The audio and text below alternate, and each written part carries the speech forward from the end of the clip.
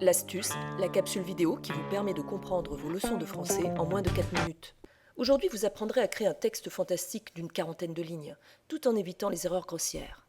Créer un texte fantastique, c'est compliqué, à moins de s'appeler Villiers de l'Isle-Adam, Maupassant, Mérimée, Gautier ou Edgar Allan Poe. En premier lieu, il faut choisir une intrigue appropriée. Celle-ci, par exemple. Pourquoi votre oncle s'empresse-t-il de fermer soigneusement cette vieille porte à clé toutes les fois que vous lui rendez visite ? Un jour qu'il s'est absenté, il oublie de cacher la clé. La tentation est trop forte. L'essentiel à savoir, un bon scénario fantastique s'articule en 4 étapes. Étape 1, l'intrigue se situe dans le monde réel, le quotidien banal et familier du narrateur. Étape 2, l'inquiétante étrangeté s'installe ensuite progressivement, le suspense monte peu à peu. Enfin, c'est l'événement surnaturel propre à filer les chocottes à notre héros affolé. La dernière étape nous montre un narrateur qui n'en croit pas ses yeux et doute de la réalité de l'aventure qui vient de se jouer devant lui. 4 étapes donc d'une dizaine de lignes chacune. Les temps employés seront ceux du récit au passé. Le récit s'articule entre actions de premier plan au passé simple et les actions d'arrière-plan à l'imparfait. Le plus que parfait sert, lui, à raconter les actions antérieures. Dans le premier paragraphe consacré au quotidien, on ajoutera des imparfaits d'habitude et des présents de vérité générale. Dans le deuxième paragraphe, qui introduit le suspense, on placera judicieusement des indices temporels pour rythmer le récit. Or, un jour, ce jour-là, etc.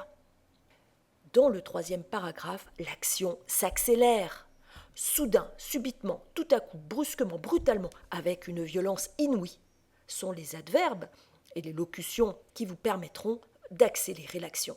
Le quatrième paragraphe signe le retour au calme, toutefois seulement en apparence.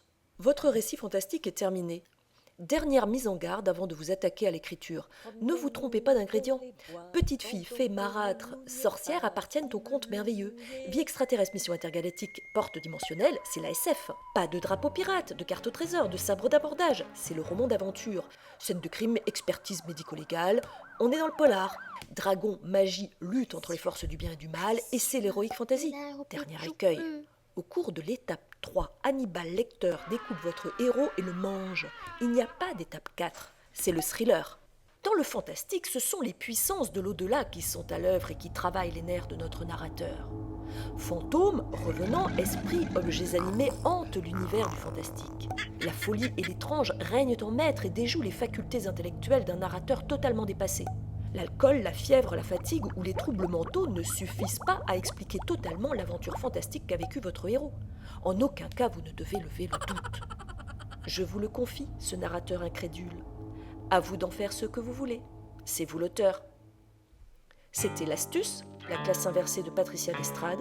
Retrouvez le blog sur ccd.com.